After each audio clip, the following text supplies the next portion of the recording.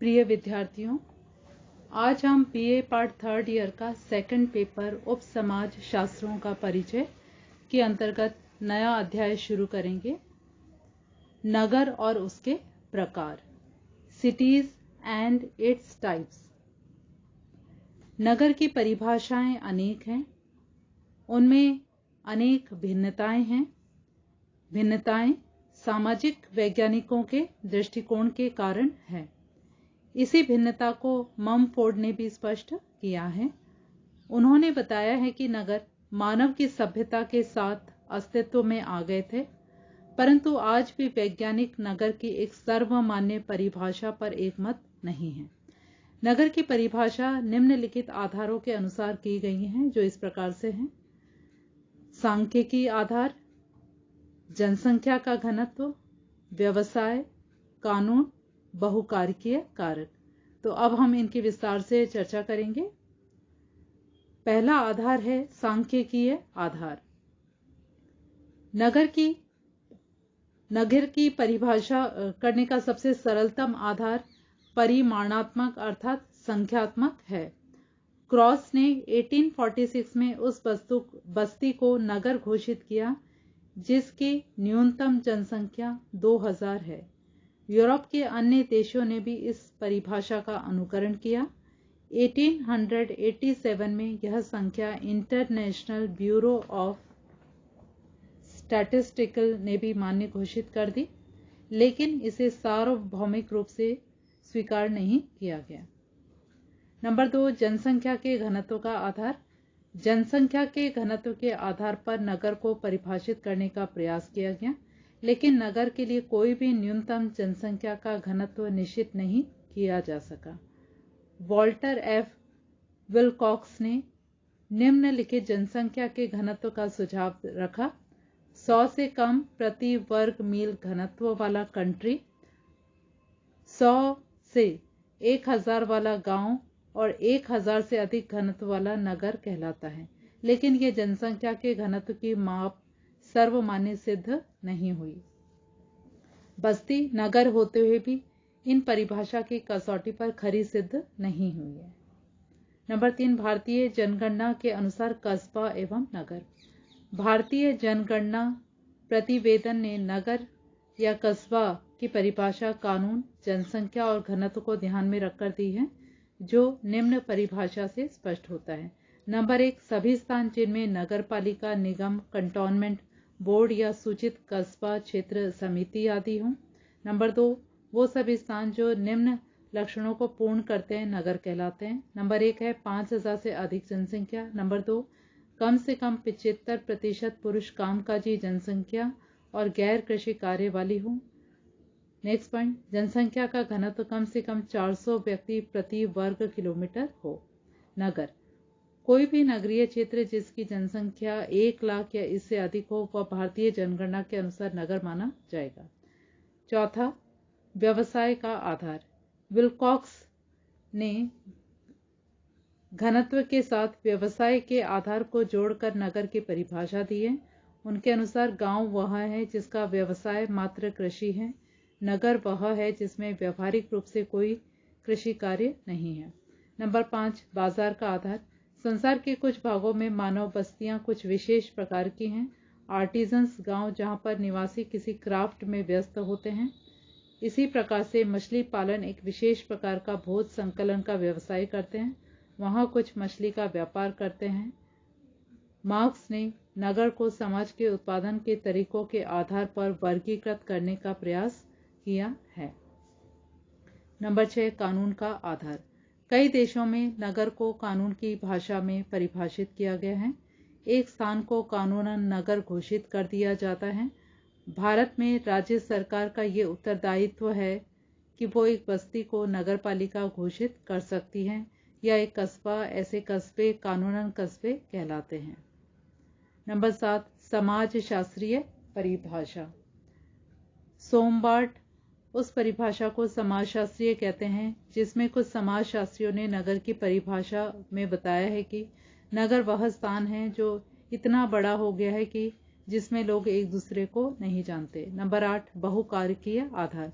किसी एक के आधार के अनुसार नगर की संतोषजनक परिभाषा देने में सफलता नहीं मिली, इसलिए कुछ विद्वानों ने कुछ कारकों के योग या बहु कारकों के आधार पर नगर को परिभाषित करने का प्रयास किया है।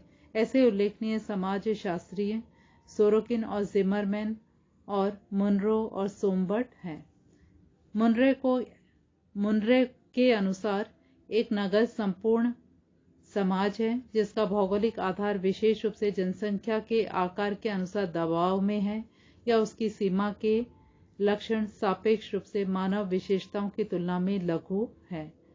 इनकी परिभाषा इसलिए अपूर्ण है क्योंकि इन्होंने परिभाषा में यह स्पष्ट नहीं किया है कि कब ग्राम नगर में परिवर्तित हो जाता है। सोरोकिन और जिमरमैन ने 8 लक्षणों का उल्लेख किया है जिसके आधार पर नगर को गांव से भिन्न किया जा सकता है। ये 8 लक्षण इस प्रकार हैं: नंबर 1 व्यवसाय, नंबर 2 पर्यावरण, नंबर 3 समुदाय का आकार, नंबर 4 जनसंख्या का घनत्व, नंबर 5 विषमता, नंबर 6 सामाजिक विभेदीकरण और स्तरीकरण, नंबर 7 गतिशीलता, नंबर 8 अंतःक्रिया की व्यवस्था। लुईस वर्थ के अनुसार समाज शास्त्रीय दृष्टिकोण से एक नगर की परिभाषा सामाजिक भिन्नता वाले व्यक्तियों के बड़े घने बसे हुए एवं स्थायी निवास के रूप में की जा सकती है। थियोडोरसन के अनुसार नगरीय समुदाय एक ऐसा समुदाय है जिसमें उच्च जनसंख्या घनत्व, गैर कृषि व्यवसायों की प्रमुखता, जटिल श्रम विभाजन से उत्पन्न उच्च श्रेणी की विशेषीकरण और स्थानीय सरकार की औपचारिक व्यवस्था पाई जाती है। नगरीय समुदायों की विशेषता है जनसंख्या की विभिन्नता, अवैयक्तिक एवं द्वितीयक संबंधों का प्रचलन, औपचारिक सामाजिक नियंत्रण पर निर्भरता आदि। नगर की विशेषताएं। किंग्सले डेविस ने अपनी पुस्तक मानव समाज में नगर की संरचना की निम्न विशेषताओं का उल्लेख किया है। नंबर 1 है सामाजिक विषमरूपता, नंबर 2 है द्वितीयक साहचर्य, नंबर 3 है सामाजिक सहिष्णुता, नंबर 4 द्वितीयक नियंत्रण, नंबर 5 सामाजिक गतिशीलता, नंबर 6 स्वैच्छिक साहचर्य, नंबर 7 व्यक्तिवादिता, नंबर 8 स्थानीय पार्थक्य। नंबर 2 है लुईस विर्थ के अनुसार नगर की निम्नलिखित विशेषताएं हैं। नंबर 1 है जटिल श्रम विभाजन एवं व्यवसायों की विविधता जो सामाजिक स्तरीकरण की व्यवस्था का प्रमुख आधार होता है। नंबर 2 है अधिक स्थानीय और सामाजिक गतिशीलता। नंबर 3 है जनसंख्या की कार्यात्मक अंतर्निर्भरता। नंबर 4 है अंतर्वैयक्तिक संपर्कों में सामाजिक भूमिकाओं का विखंडीकरण। नंबर 3 है रोनाल्ड फ्रीडमैन ने नगर की विशेषताएं निश्चित की हैं। नंबर 1 है समूहों और व्यक्तियों के बीच कार्यात्मक अन्योन्याश्रितता। नंबर 2 अधिक जनसंख्या एवं अधिक जन घनत्व। नंबर 3 विभिन्नता। नंबर 4 परिवार के कार्यों में कमी। नंबर 5 सदस्यों में अनजानापन। इसके अतिरिक्त विभिन्न विद्वानों ने नगरीय जीवन की निम्नलिखित विशेषताओं पर प्रकाश डाला है जिनमें जिमरमैन, सोरोकिन, पार्क, बर्गेस और एंडरसन आदि प्रमुख है। इन विशेषताओं को जनांकीकी, सामाजिक, सांस्कृतिक, आर्थिक, राजनीतिक एवं अन्य शीर्षकों के अंतर्गत प्रस्तुत किया जा रहा है। नंबर 1 है जनांकीकी विशेषताएं।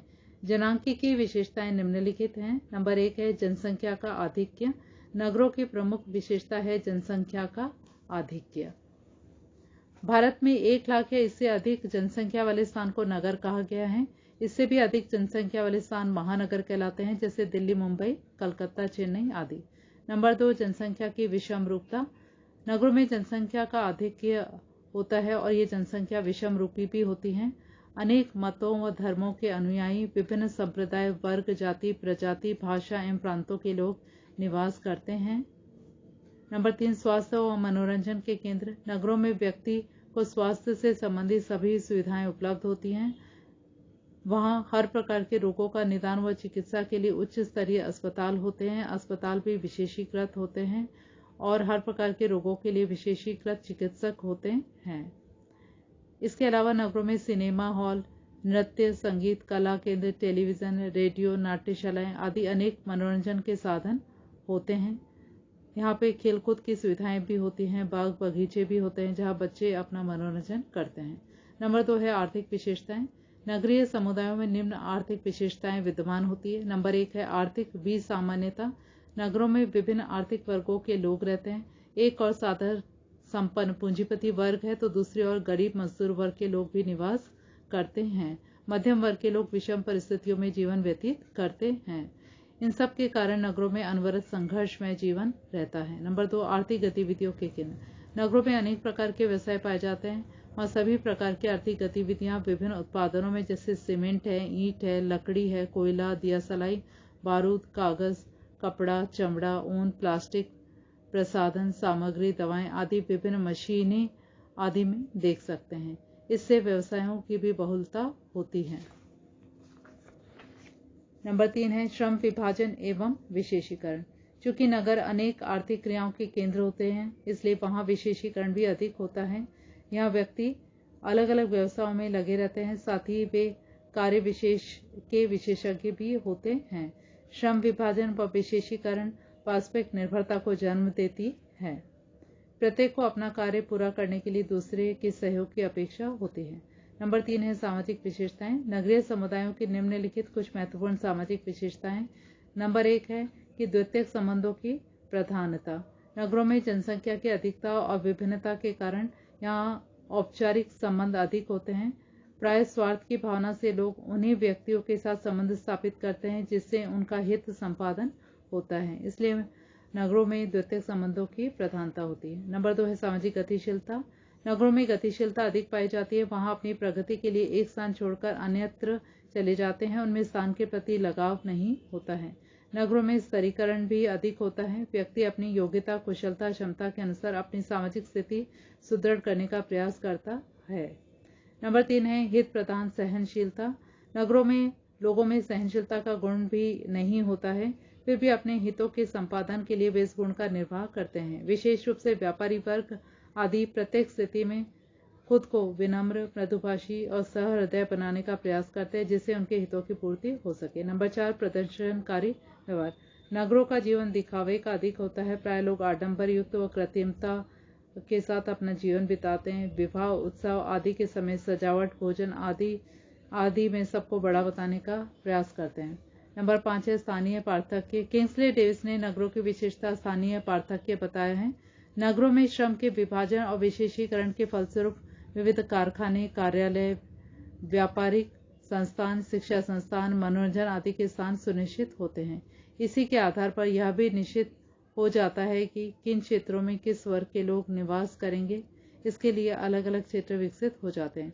नंबर 6 सामाजिक समस्या। नगरों में जहां अनेक प्रकार की सुविधाएं प्राप्त है, तो वहीं सामाजिक समस्याओं का भी ये केंद्र होते हैं।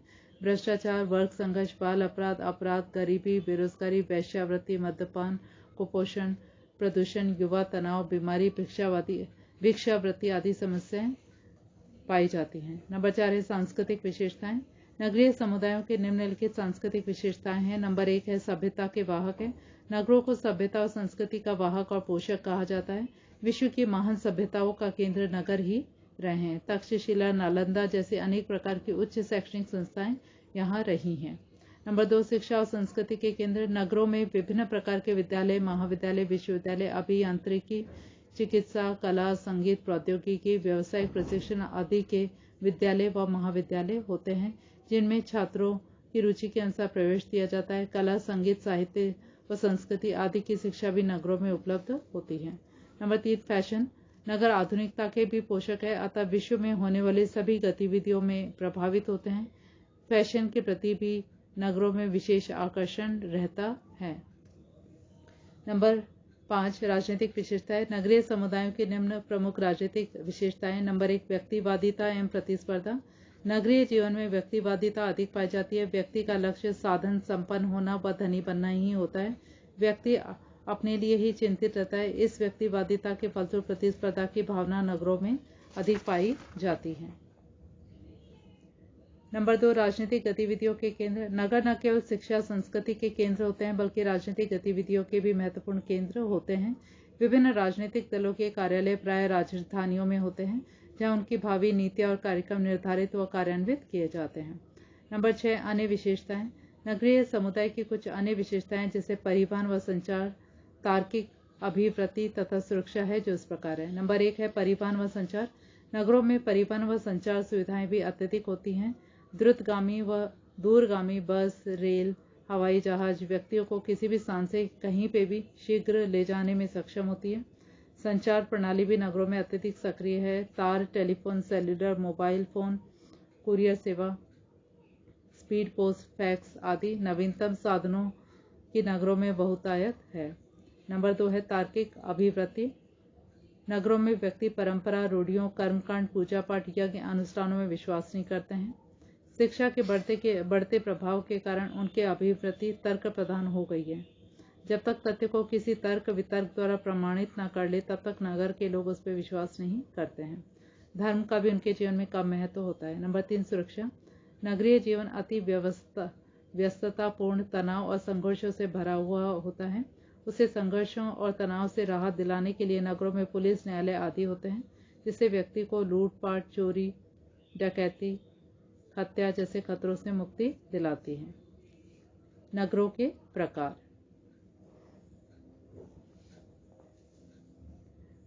नगरों के प्रकारों का निर्धारण करने के लिए कोई आधार निश्चित करना होगा जो सभी नगरों के वर्गीकरण पर लागू हो सके। क्योंकि अलग अलग नगरों में अलग अलग विशेषताएं विद्यमान हैं, इसलिए नगरों के प्रकारों का निर्धारण किसी एक गुण, लक्षण या आधार के अनुसार नहीं कर सकते। नगरों की इसी बहुगुणीय विशेषताओं के कारण समाज शास्त्रियों और सामाजिक वैज्ञानिकों के अपने अपने दृष्टिकोण से नगर की कोई एक विशेषता का आधार का चयन करके उनके प्रकारों का वर्णन प्रस्तुत किया गया है।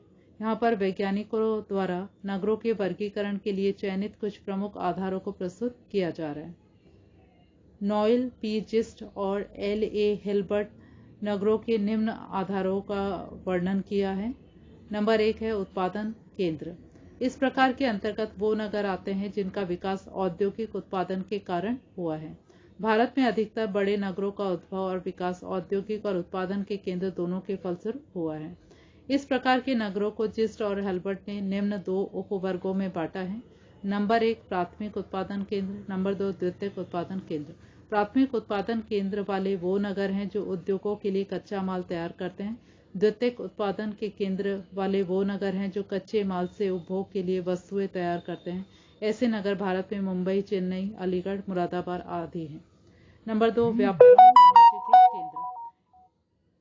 इस नगर के प्रकार में वो नगर आते हैं जिनमें प्रमुख कार्य व्यापार और वाणिज्य का होता है। ऐसे नगरों का उद्भव और विकास समुद्र के किनारे बंदरगाह के रूप में होता है।